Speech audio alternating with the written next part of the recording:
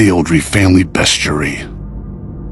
Venture now through the pages of this tome. See images of the numerous supernatural creatures and cryptids once held in the dungeon, St. George's Keep, and read through the incredible documented knowledge of the Oldrey line of monster hunters.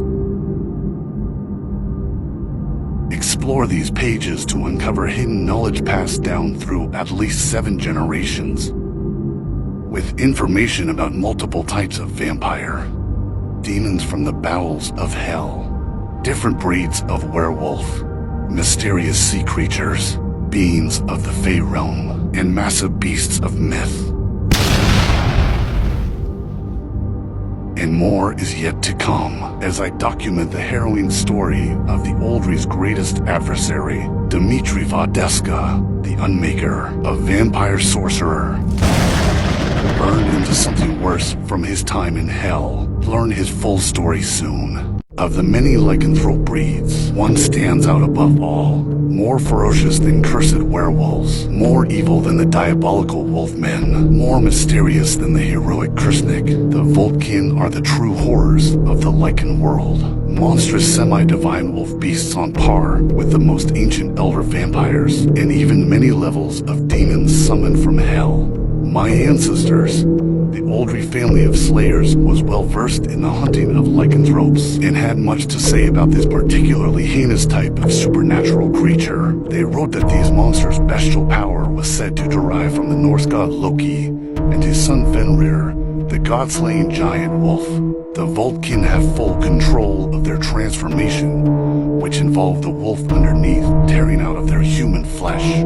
They were also able to maintain a semblance of their human minds, even under the full moon, making them by far the most clever lycanthropes. They did maintain a slight aversion to silver, but bore no weakness to most true faith objects, as other diabolical creatures do.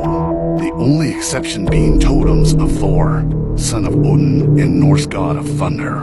In dealing with Voltkin, the Sons of Man protocol was the use of paladin knights, their mightiest warriors, maintained and deployed up through the 19th century, though it could take up to 3 to subdue the strongest Voltkin. Vampires that reach a certain age will sometimes undergo a metamorphosis into a stranger, deeper version of the creatures, referred to by most as elders, likely becoming closer to the primeval origins of the curse. I believe that Albin Grau designed the character Count Orlok after witnessing an elder himself. Through this depiction, more accurate portrayals of the most powerful elder vampires have bled into numerous films and television shows. The descriptions of elders in the journals of my ancestor Harold Oldrey Jr.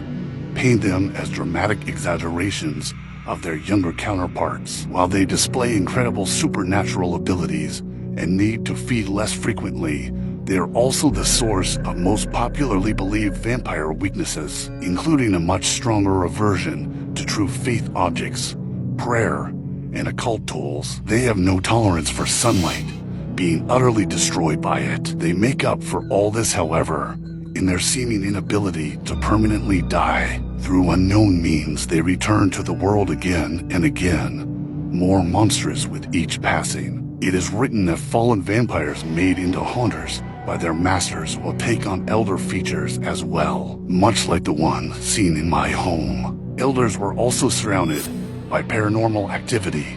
The most terrifying vampires, see here the photo of one once held in St. George's Keep. Of the various ways demonic entities can exist in physical form, the descended have the most permanent foot in our world, having once been human themselves. Great students of various different occult practices, diving into the darkest arts and the summoning of demons. Through continued infernal tutelage, they eventually come to serve directly under the demonic royalty of hell, the highest order of demons. These powerful ancient horrors will rarely bestow what is considered reward, descending the human practitioner into a demon themselves, guaranteeing them immortality, but also their soul's place in hell, made into powerful demonic leaders of hell's earthly followers, with innate powers of ritual, cursing objects and places, summoning demons of hell, inducing demonic possessions, inciting poltergeist activity, summoning unquiet spirits, and even raising the dead. The only means of warding them off is implementation of legitimate prayer objects of several faiths, various types of exorcism, and some forms of what is considered witchcraft.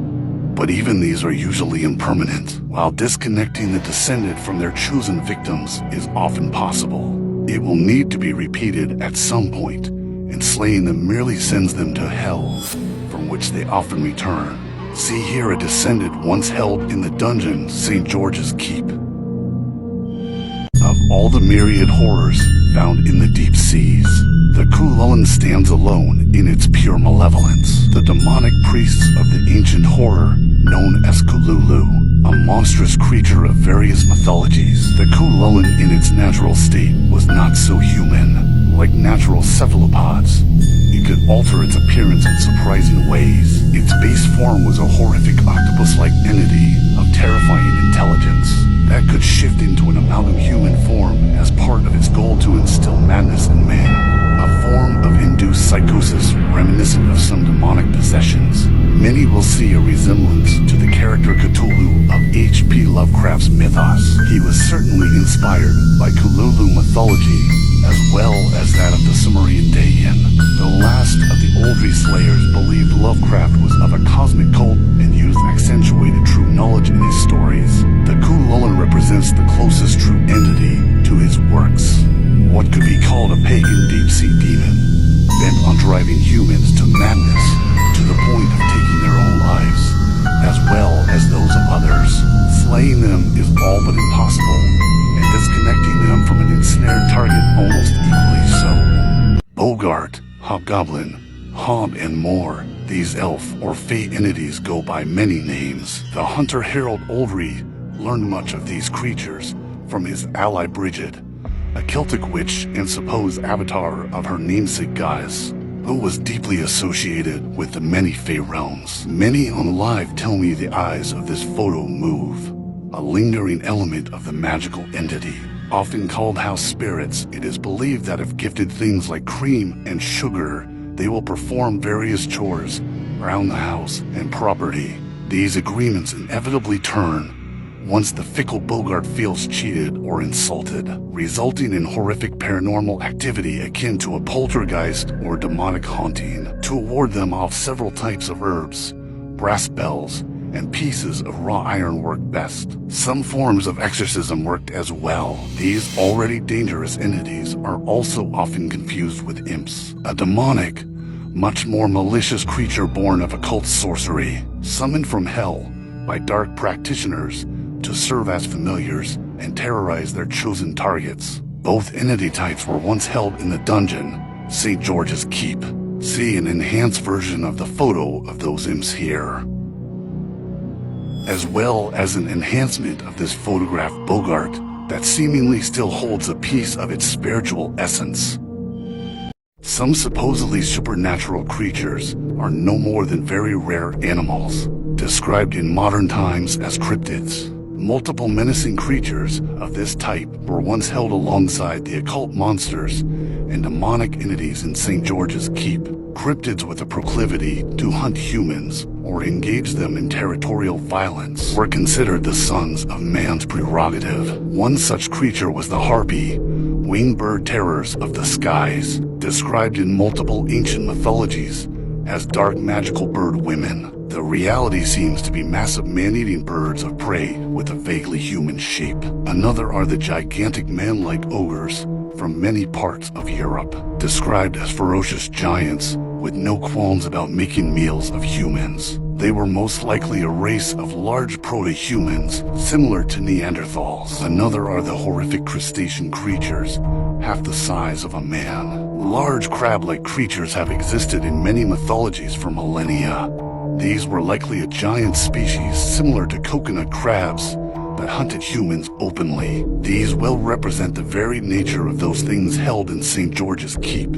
How exactly were such supernatural creatures held captive in a simple stone dungeon? The sons of man planned well in this endeavor, capturing the creatures with its multitude of soldiers, various types of hunters, magical high exorcists, and holy power-imbued paladin knights. But take a look beyond the capture to the monster's final destination, St. George's Keep, the secret Sons of Man dungeon. Within these walls, various techniques were used to hold the supernatural. For some, it was as simple as strong metal chains, as seen with this werewolf. Larger custom links were used as well, stretched out here by tremendous force.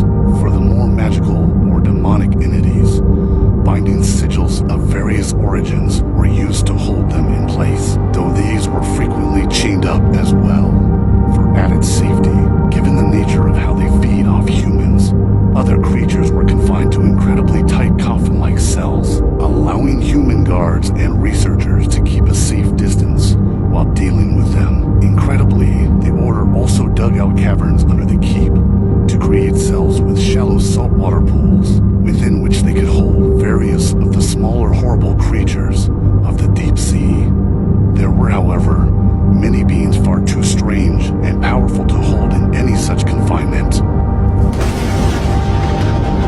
Would you like to see the darkest entities once held within St. George's Keep, the secret church dungeon of the supernatural?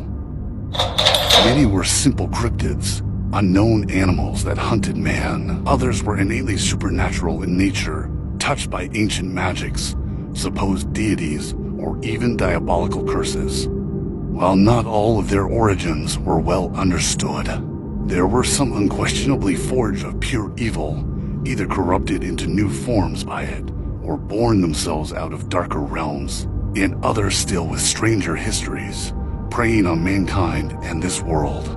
Some carried such profound spiritual darkness that it lingers in their images. See here such cursed entities, at your own risk, a corrupted soul trapped within a doll stitched with their physical remains. The twisted being has been reported to appear to those stricken by the image, stone imbued with unnatural life by history's darkest sorcerer, said to conjure his shadow and whispers into the afflicted's dreams. A soul that passes through bodies for centuries, stealing new vessels whenever one runs out, said to be able to see out through its image, a satanic witch made into the devil's avatar. Several have claimed to encounter her alone in the dark after profound reactions to her image. More information to come soon.